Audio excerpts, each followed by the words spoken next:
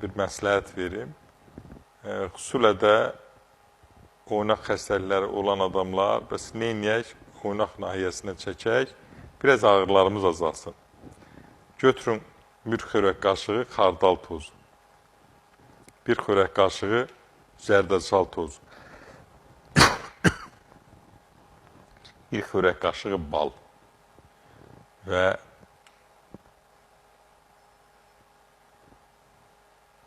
30 qram, qatı olsa 50 qram spirt, 40% araq. Qarışdırın bir-birinə. Onu yaxma kimi düzəldin və ağrıyan nahiyələrinizə çəkin. Üzərində strişlə bağlayın, üstündən yun bağlayın.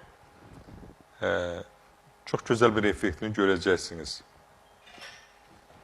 Oynaq ağrılarından. Təbii ki, ciddisinin demirəm, xeyli dərəcədə yüngülləşəcək, rahatlanacaqsınız. Və bu baxımdan da nə oldu mənə? Baxar su vermədim. Nəsə qıcıqlandı boğazım, kişilərə deyil, xanımların sözü tutdu məni, boğazım qıcıqlandı, təbii eybi yoxdur. Və bundan başqa nə etməli?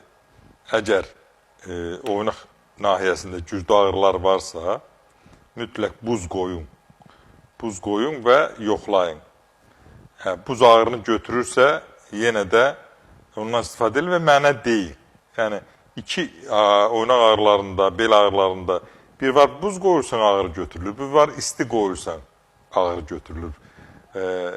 Eləcə də miqreni də məsələn 95%, 96% miqren ağrılığında isti qoyursan boyun nahiyəsinə ağrı götürülür. 3-4% buz qoyursan, isti qoyanda götürülmür, buz qoyursan ağrı götürülür.